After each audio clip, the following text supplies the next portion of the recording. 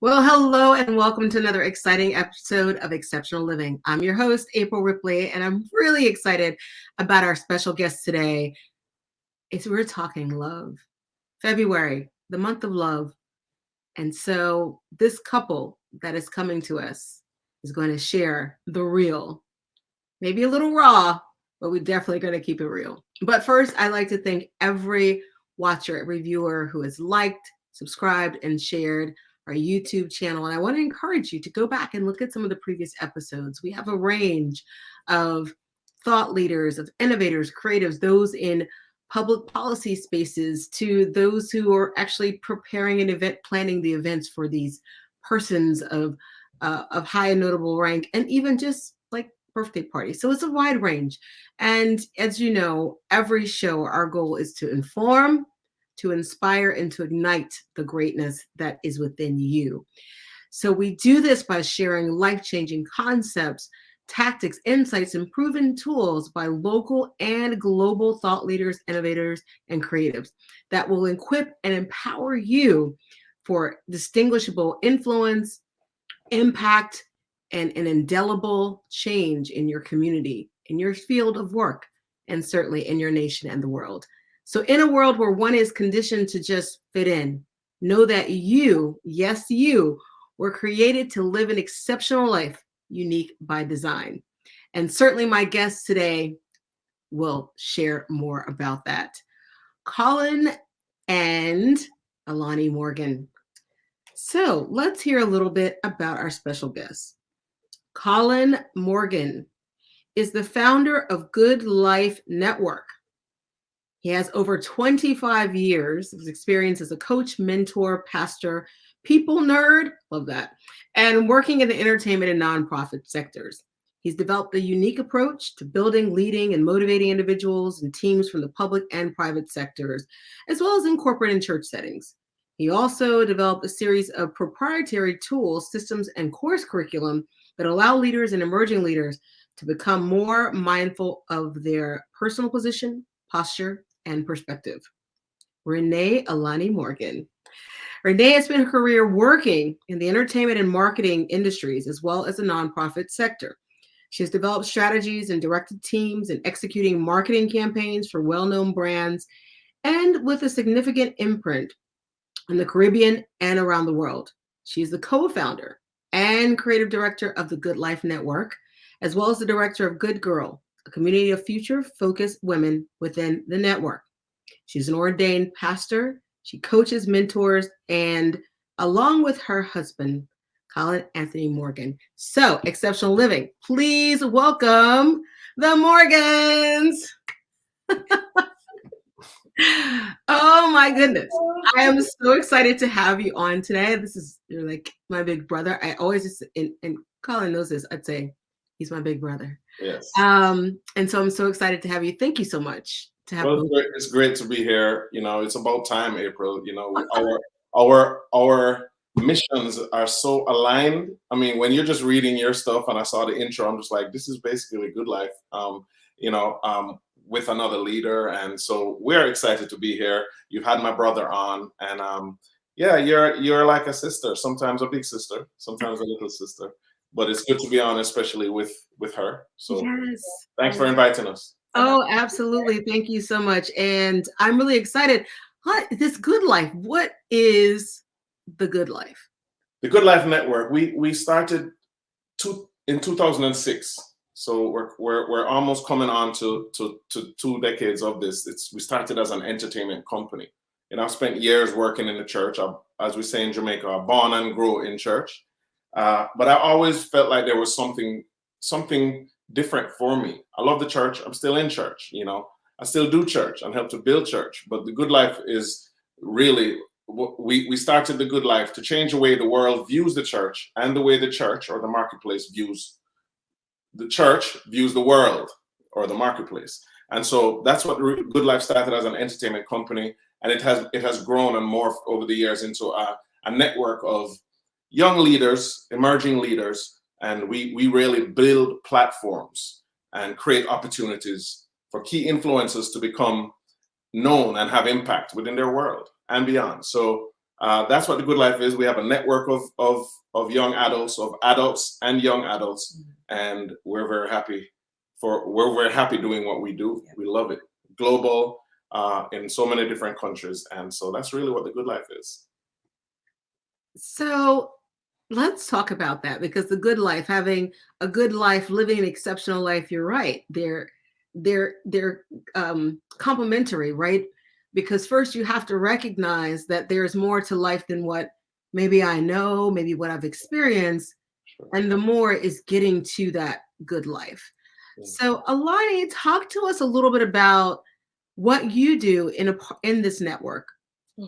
Sure. So I have had some experience, as you mentioned in my little bio, that I've had some experience in marketing and communications as well.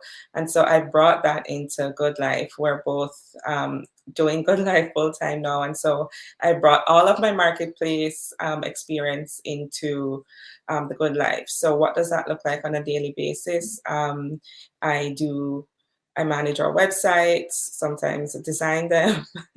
I will also create our graphics or visuals, manage our Instagram pages. So I'm a lot of things. I'm a social media manager. I'm a communications person, definitely trying to find continuous ways and new avenues to get the word out.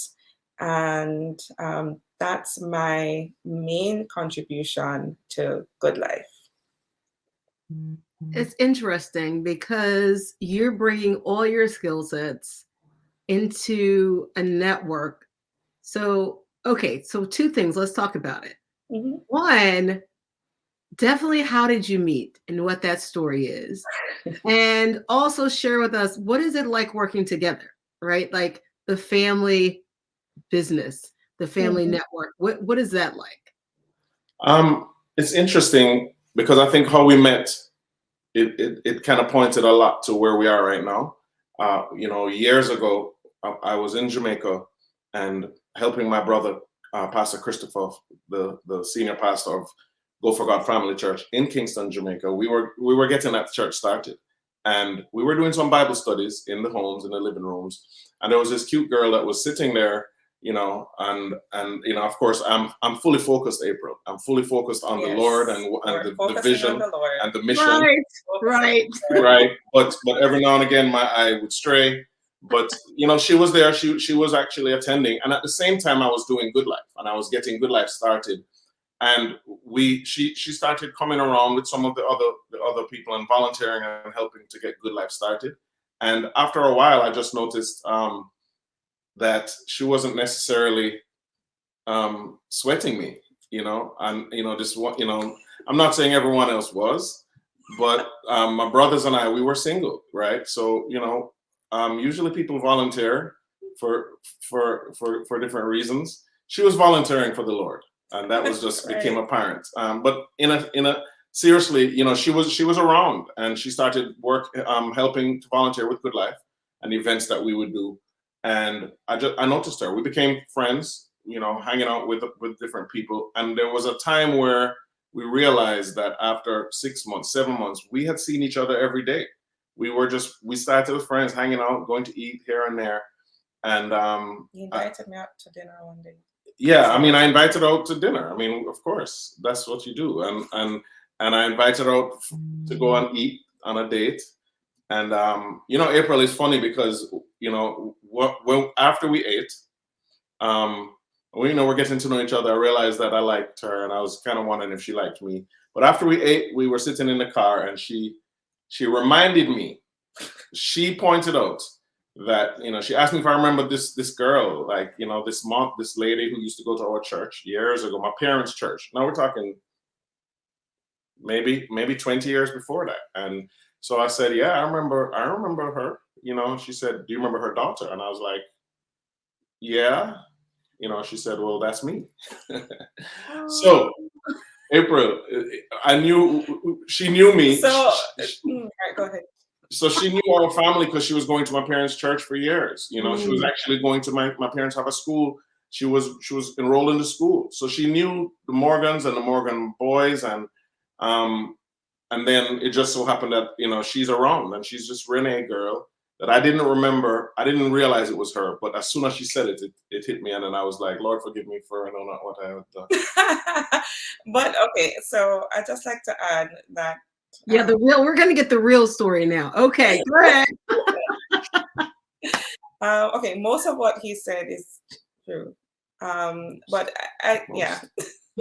But I just like to add though that, I like to think that I was a part of his life from very early, because as he mentioned, I was raised in Covenant Covenant Community Church.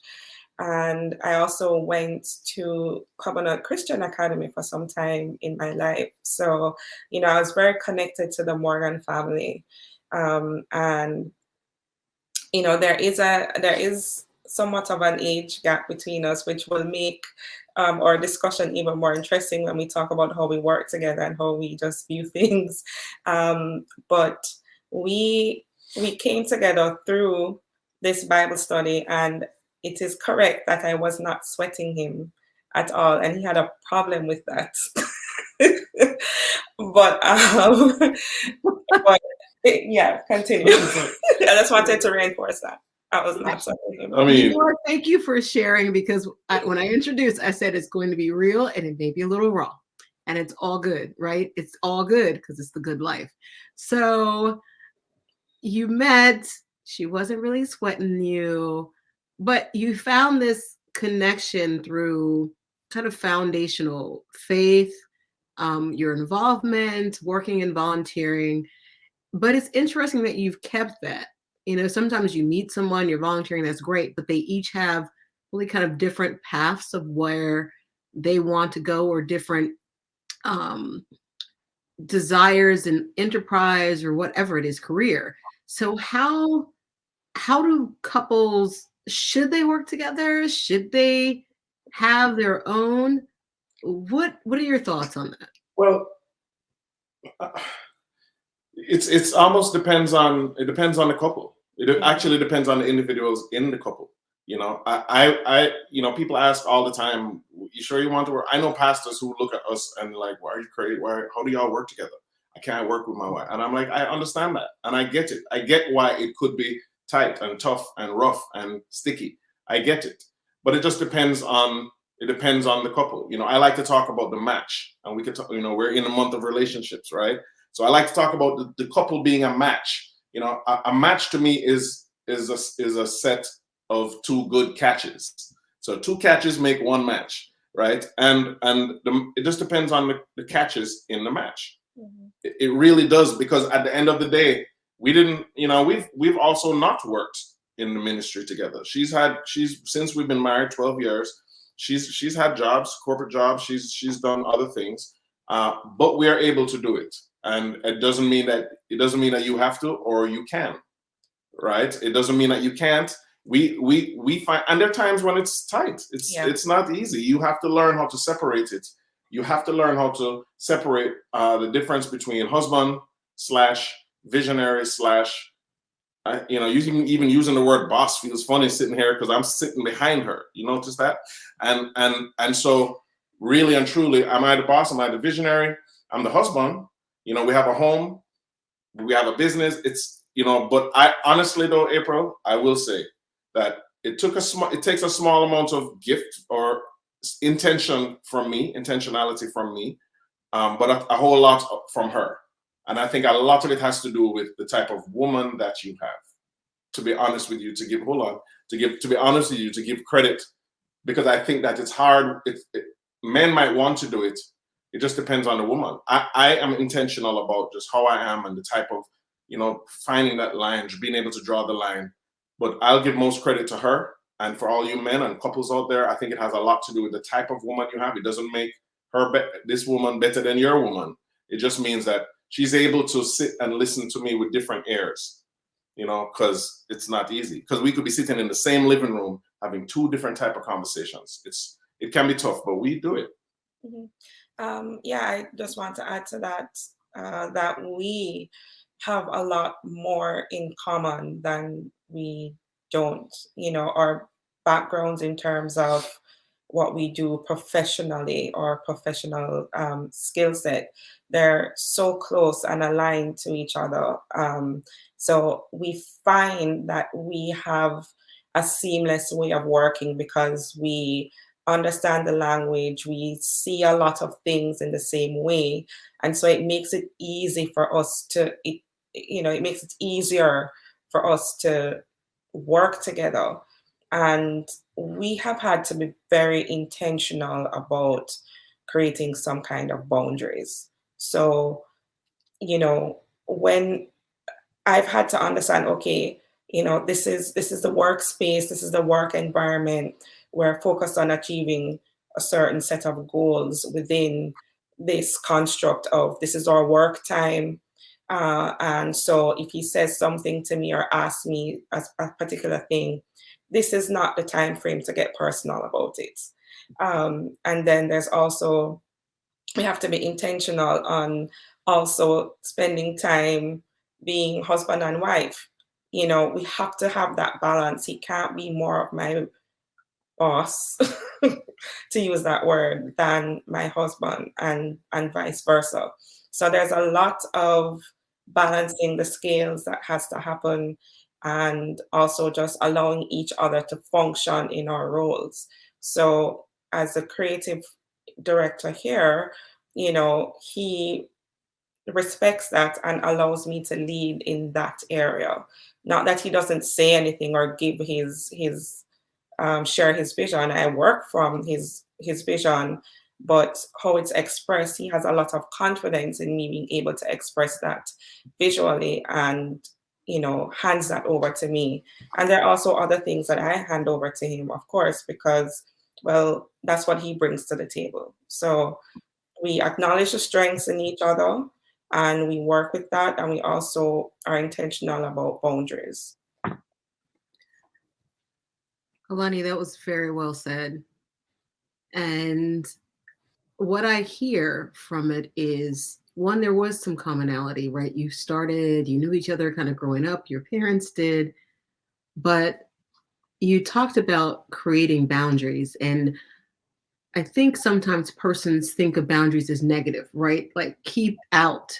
But I look at it like a fence. Yes, a fence keeps things out, but it also protects what's on the other side. Right. And so having those boundaries in your life, in your relationship, it actually shows a bit of respect as well. Because you said, I respect what his gift is. He respects what my gift is, my lane, and he allows me and she allows me to drive, because you're headed in the same direction, right? One may be in the fast lane. We can only imagine who that might be. And the other one may be in the speed limit lane. Let's guess who that might be, right? Hold on. There's this joke in the family, but you tell it, go ahead. Yeah, because if you're talking about driving, actually, she is the speed demon. Okay, so that was kind of funny, but in terms of everything else, and everything else. So there we go. We have a little shift up, but again, because the boundaries help you to create this balance, right? This, people say, well, do you really ever balance work and life? Like, will they ever be at the same level?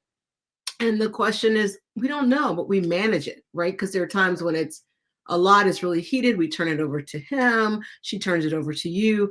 But again, it's understanding where that balance is. And I think a lot of that comes with having confidence and respect for each other, right? I respect you. I have confidence in who you are, in your capacity, your competency, and certainly in your character. And I think those, whether it's a marital relationship, a friendship, a workship, whatever it is, those are important things that we all should have. And so I send you kudos and I salute you for working through that and managing that. Can I add something, Dr.? Absolutely. While we're on I just want to say that, when you hear her speak like that, gentlemen, if you're watching, that's what you want, okay? Women, and I'm not just saying that she's the best wife in the world ever. I'm saying it's a posture, okay? And to be able to say, think of what she said, rewind it a little bit and watch, because it's important that a woman can say that, It's not easy to say those things. Dr. April, nowadays girls getting married, women, it's hard to say that, and partly because the men haven't necessarily stepped up and we haven't necessarily done our part.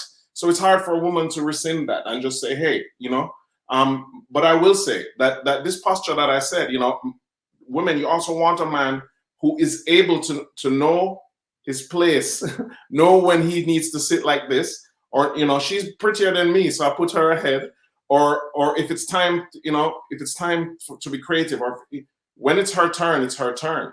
The key for me, Dr. April, is that I'm the visionary. God has called me to do this, and she's stepped in and she's helping me with this vision. But I try to do only the things that only I can do. Anything else that someone else can do, and more times than anything else, they do it better than me. Women, you need to find a man who is able to understand that and let smarter people be smart in different areas when it's needed. The dynamic, it's interesting, and I don't want you to feel bad if you and your wife or your husband can't work together. It's fine, but if you can, these are some of the things that you want to look for the gentleman, the man, to be able to say, yeah, well, I'm okay with I can be sitting behind her, and she's okay with supporting the vision and propping the vision. Can I just say another thing quickly? You asked, what are some of the keys to developing and maintaining a healthy relationship? Number one, based on what we're saying here, pick right. Please pick right. Women, don't feel like you have to be the picked. You're also the picker, okay? You're both making a decision. Yeah, he's getting on his knee, and yeah, he should be, the traditional, and he should be the hunter, and, hunted, all of these little terms. But you're picking, and he's picking. Pick right based on where you're headed, okay? And it's very important, based on what you feel like you're going to need out of this relationship and out of this marriage. Another thing, April, in working together is don't separate the interests, your bank accounts, your visions, your purpose. Don't separate it. All right? Put everything in one bank account, because you should have the same vested interest in what you're doing. I tell her all the time, these signs, this good life stuff is hers. You own it. That's why I said I founded this thing before I was married. I'm the founder of Good Life, but she is the founder of Good Life too. Although we got married maybe 5 years after we started. You understand? So she is a founder of Good Life because we're still finding it. She's still building it. She's an owner of Good Life. And I just wanted to say that this is about relationships, and it's very important that your viewers pick right. And when you're married, don't try not to separate things, because if you both have a vested interest in where you're headed, or in the purpose and the vision and the good life, and it doesn't mean you have to work together. It doesn't mean she has to work, but at least have vested interests. Make it just as important to him or to her as it is to you. Those are really salient points, Colin, because picking right. It says, because we all know, he that findeth finds a good thing. Yeah. I like to think of it this way, and I have people, talk to me, and I said, okay, let's think of Ruth, right? She was in Boaz's field. So he was in agriculture. She was, but in a different capacity, right? She was gleaning, and, there's a long story to read that in. But I think because, too, when you talk about interest, the skill sets, like they'll be the helpmeet, right? It says that the woman is a helpmeet to the man. And like you said, not necessarily that you work for the same company, but that who she is complements who he is, and they're together. Because again, sometimes the man's in a corporate space, or the woman, or they both are, or they're together in a business. But when she was in her place, when she was obedient to what she needed to do, there she was found, Renee. I mean, so when you volunteered, all right, Colin, if we go back to that, right? When you volunteered, you got in the field, you were out there, and he's like, "Those working." Yeah, and that's really important to that point, Colin, because you're both making decisions. Because just because he finds you doesn't mean that you want him to be the one that found you. Yeah, I tell people, I've actually shared that I chose this marriage. I mean, yes, he chose me, but I said yes. You know, I didn't have to say yes. So I chose this marriage, and in choosing the marriage, I'm also choosing to have a certain kind of future. So I need to know what he's all about and where he's going, you know, and if all of what I have built up as a single woman can have some kind of place in his life as well. You know, we talk about, you said the word help meet, and you know, there's something I need to meet. What is that I'm meeting, you know? And I've worked hard at developing myself to a certain extent, so that I can be supportive and that he can also feel confident in allowing me to step out whenever I do, you know, have to meet the help. Okay, you were in my mind just then, Alani, because this is what comes to my mind, right? It talks about Solomon is talking about his mother. He writes this entire chapter as a tribute to his mother, and he says that this woman, the heart of her husband, Mhm. trust in him. Like he has no spoil. So he has no worry. Does she have my back, my side? Is she with me in this relationship? Is she with me in the vision for my life, the vision for us together, the vision for our family? And that also comes again with making the right choice. Yeah. As you said, picking right, but then also saying, hey, you know, I've worked hard as a woman. My career, what I bring, is this person also in the same direction? Do we have this commonality of faith, of values, of principles? All that is important. But again, there is, then I say reciprocity, right? So yes, her husband trusts in her, but can she also trust in him? You have to have, you know, trust is certainly the currency of relationships. It is what keeps it together. It's a glue, however you want to describe it. So there has to be trust in each other. And I love it. You said, do I meet what he needs? And then also, does he meet what you need as well? And again, as you said earlier, it depends on the couple and the Yeah. individual. So you have to pick right. Yeah. Yes. Reverend Morgan has told us you must pick right. And again, something else you said, Alani, which is so powerful. When you choose your marriage, you choose your future. Right? The people who come into, so the greatest decision that we ever make is our relationship with God. Right? Yes. That's first. And then second, the person that we choose to spend the rest of this mortal life with. Mhm. That is, You know, yesterday we're in the kitchen and I hugged her, you know, and I said, forever. I mean, next month is 2 months. Oh, 2 months. We're 2 months away from 12 years, but it's like it's still.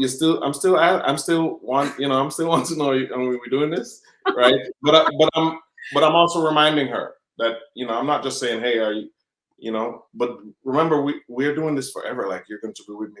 We're going to live this thing, do this thing together forever. And so, you know, just last night we were hugging, and I was hugging her actually. Aww. The more affectionate one. Yeah, I'm this is a G-rated show. No, it's not. No, it's not. You know, when you invite me, no, when you invite me, it's Good Life rated. It's a G-rated. It's Good Life. Oh my goodness. Yeah. So Colin, tell us a few of your inspirations. I mean, Good Life came about. We know you were inspired, obviously, by your faith, your parents. But are there some other persons who have inspired you to do the work that you were doing? Yeah, you know, for me, you know, my core values are, you know, and I guess you could say it's also the Good Life core value. It's people first, influence matters, be balanced, very important, know yourself, and own the room, right? And all of this has been shaping me since Jesus was wearing short pants, right?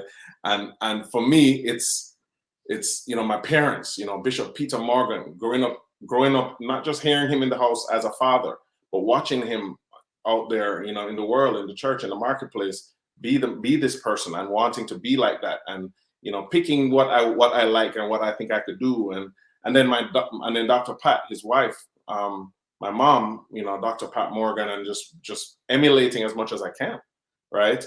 And then, through the years, I fully believe in, through the years, I met a big brother of mine, Pastor Andy Thompson. He pastors church in North Carolina, and I followed him to start his church, help him start his church. He's been a big brother, a pastor, someone that I look to. I take what I can get, not everything, because I can't, I'm me, right? But that's what influence is all about. The influence tree, what I call it, is very, very important.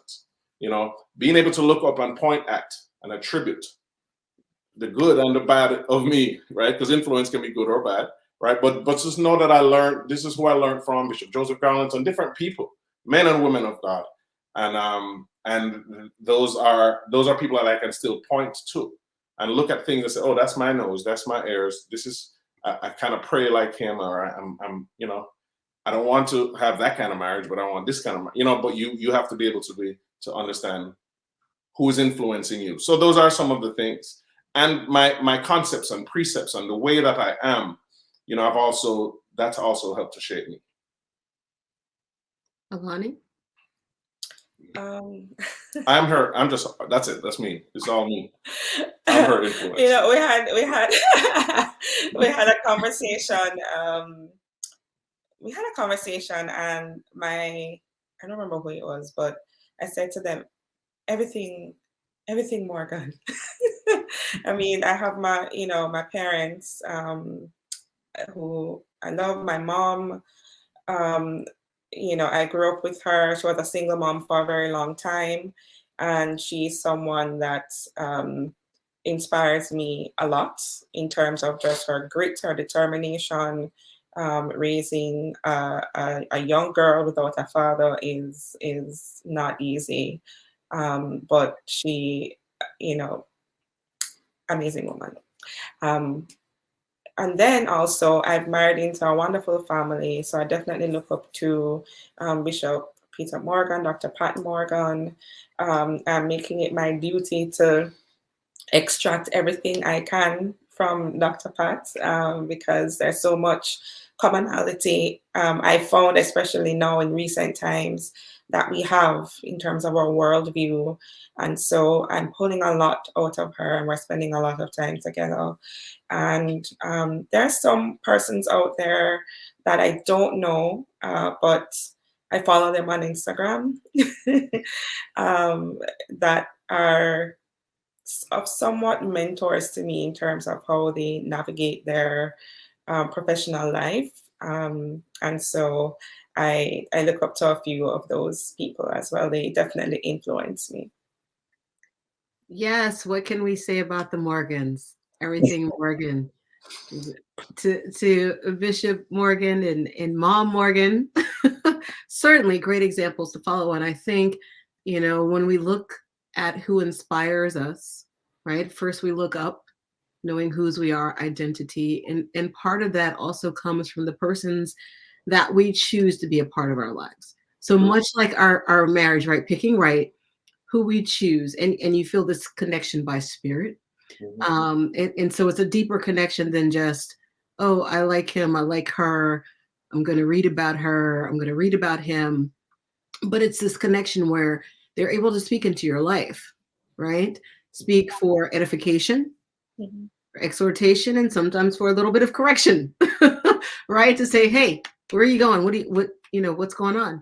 And so that is also right after marriage.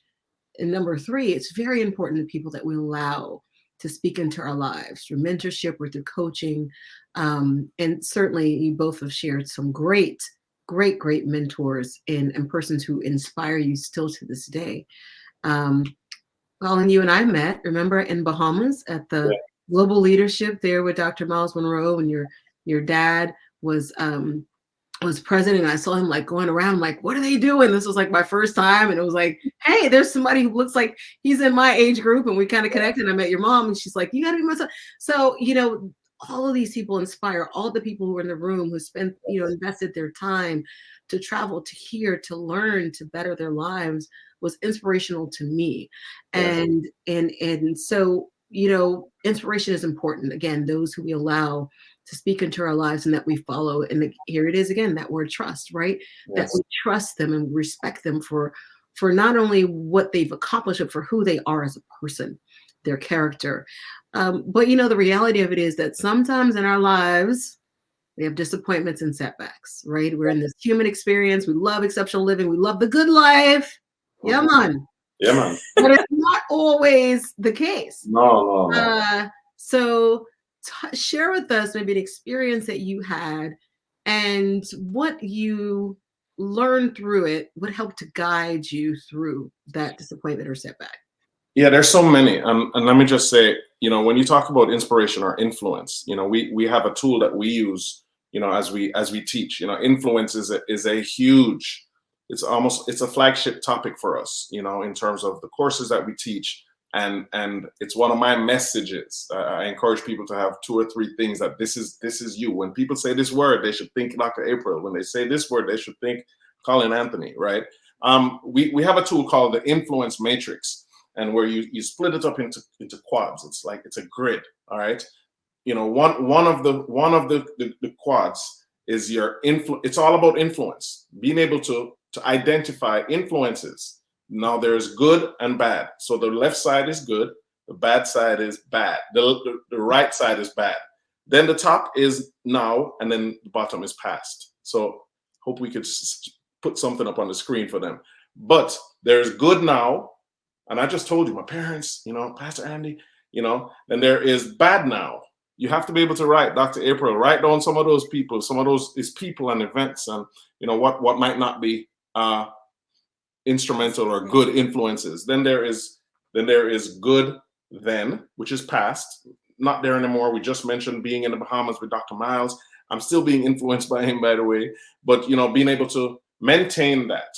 Right. And understand, at least be able to write, my coach back in high school had a good influence on me, or my doctor, whatever, my college professor. And then there's bad then. So being able to write down on this little grid, so that you can name it, claim it, sometimes blame it, and at least attribute, this is why I'm like this, and then we're pointing all of this, Dr. April, because you're talking about pain and things that affect you. So being able to come to terms, I call it connecting the dots, looking back and saying, yep, that incident or that person, that's something that I need to, it's crap in my life, right?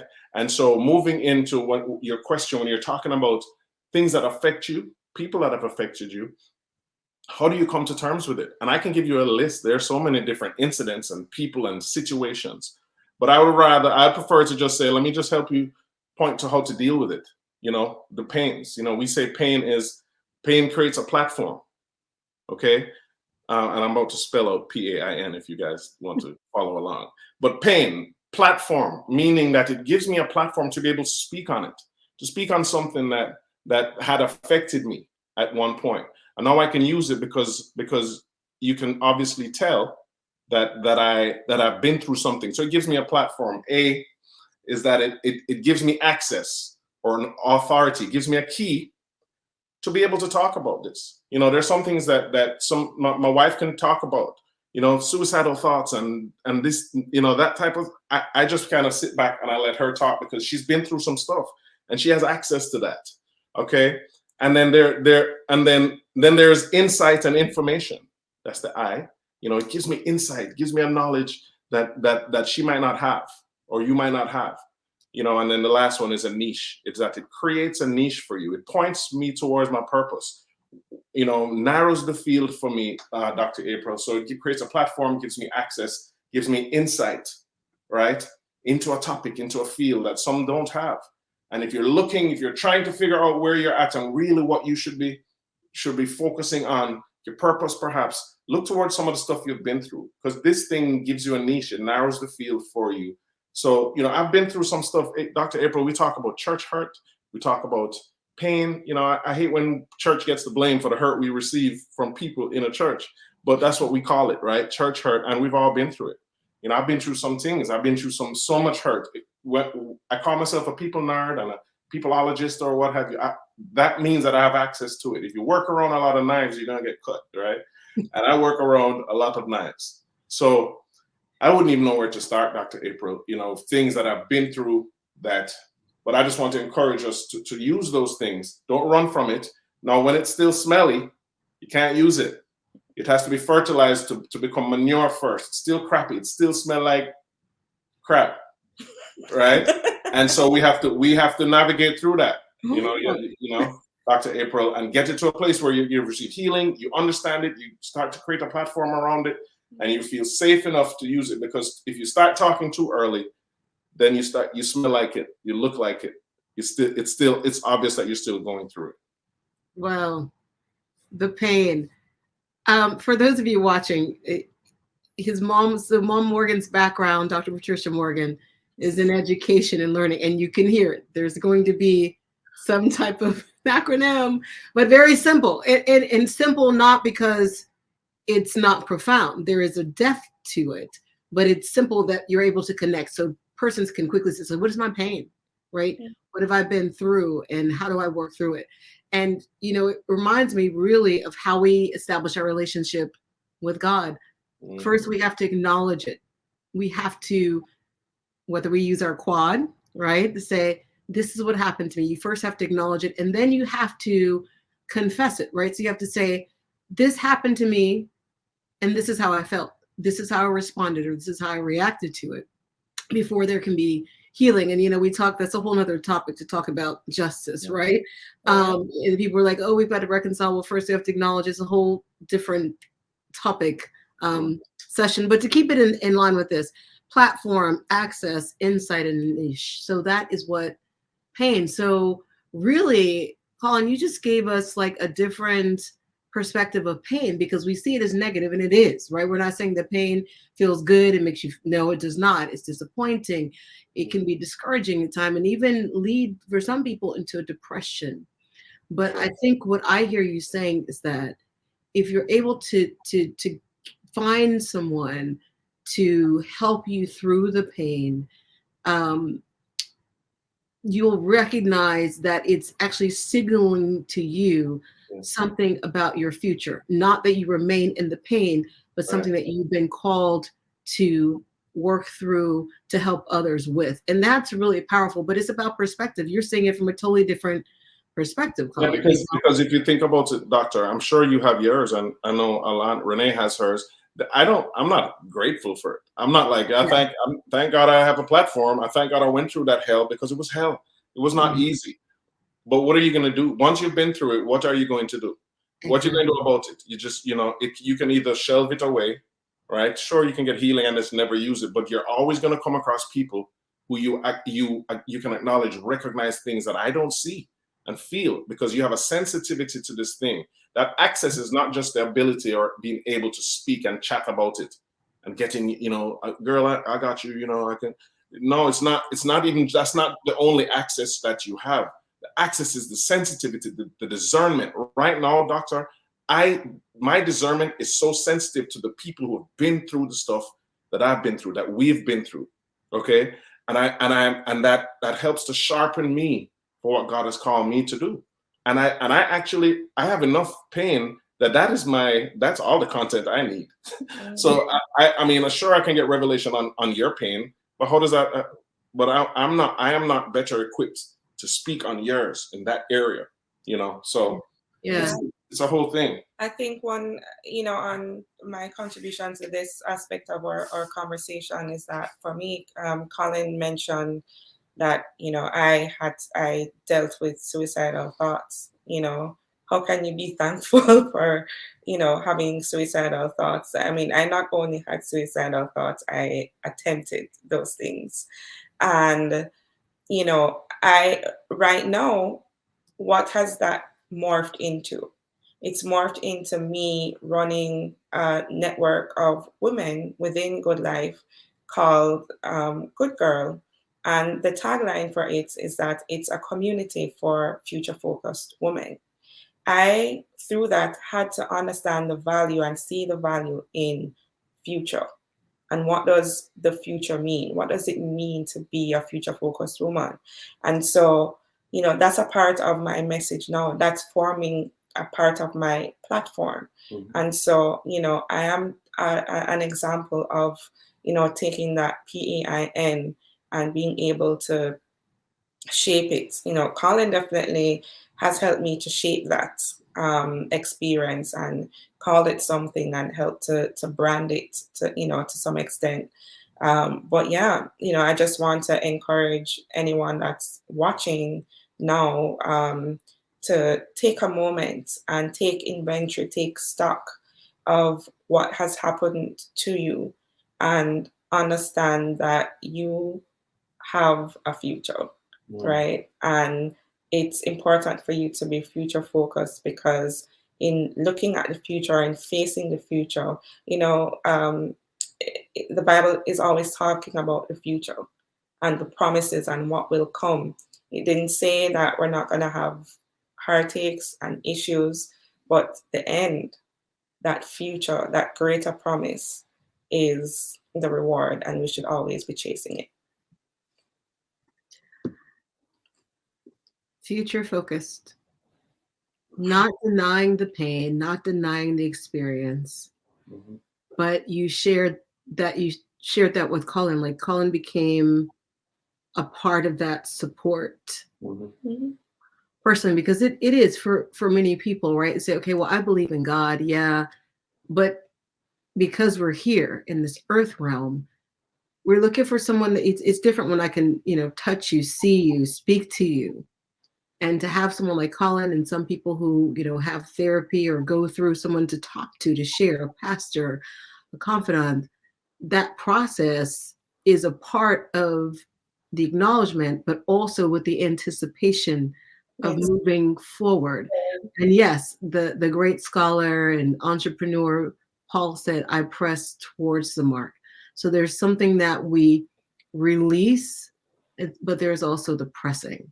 Yes. And so the pressing is what we look forward to, the future. And as you said, the Bible it's about the future. It tells us of what is to come, acknowledging that we'll have temptations, tests, and trials, Alani, as you said, but it says that God has provided a way to escape.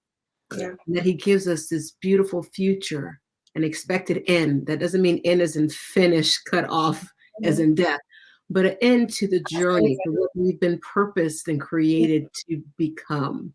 Yeah. And so thank you for sharing candidly and authentically your pain, and to see that you turn that into something positive, to work with other women, young women, for good girls, and keeping them future focused. So thank you for the work that you're doing.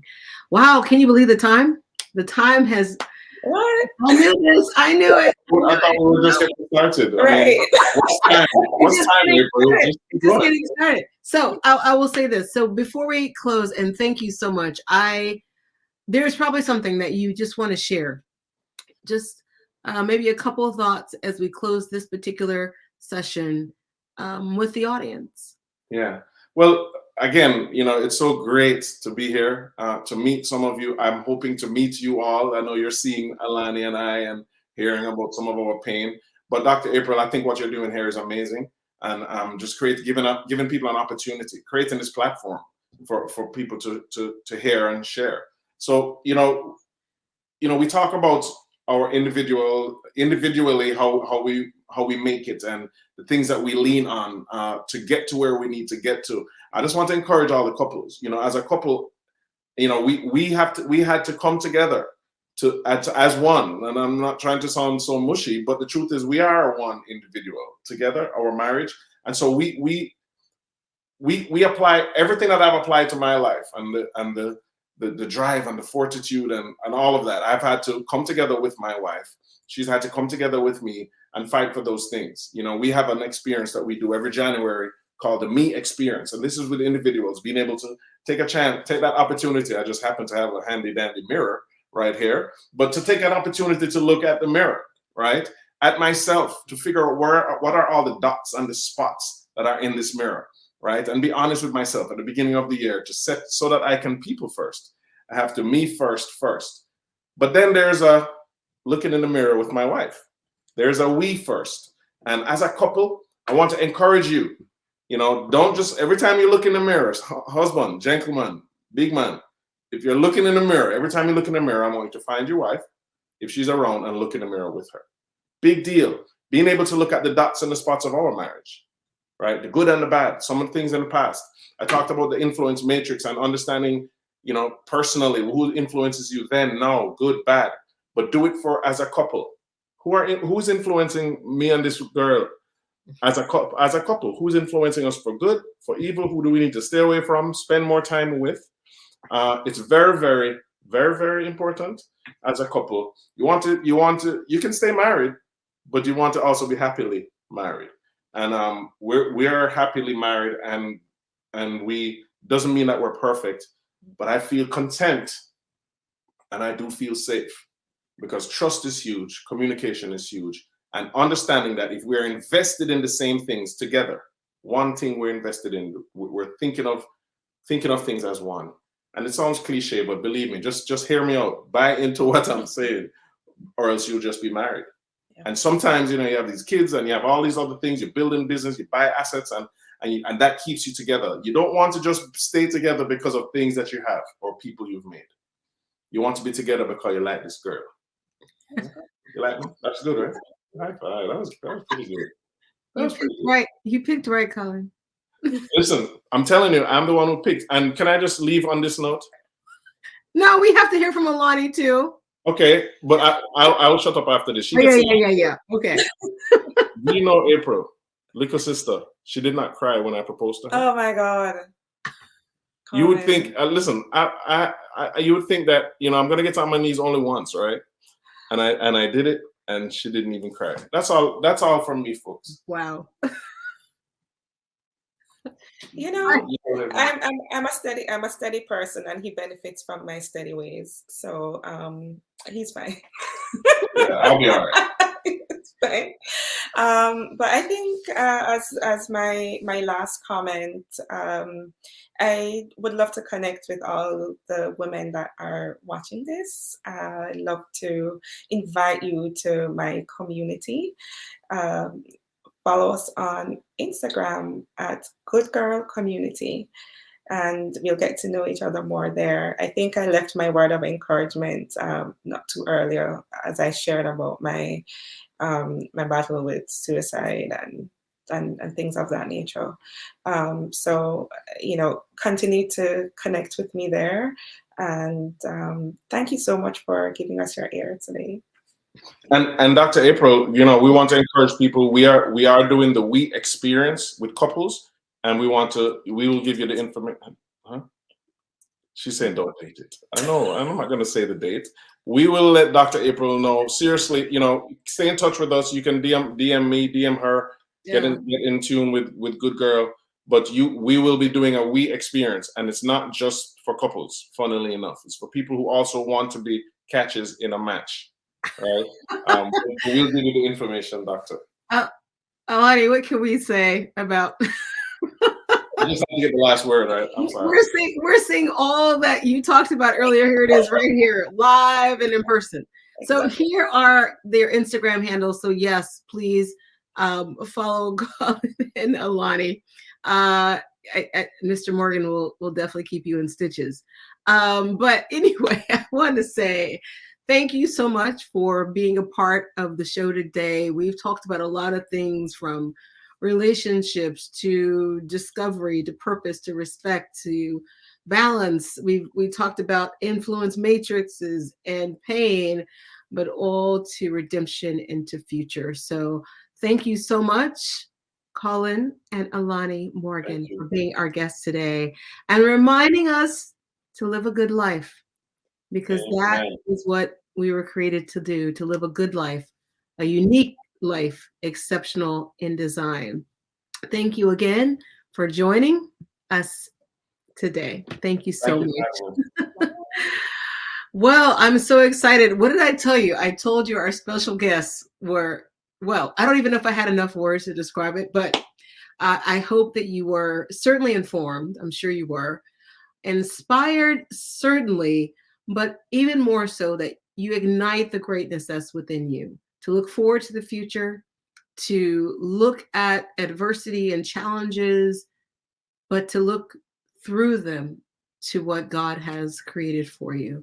And so again, I want to invite you to please like, share, and subscribe to our channel.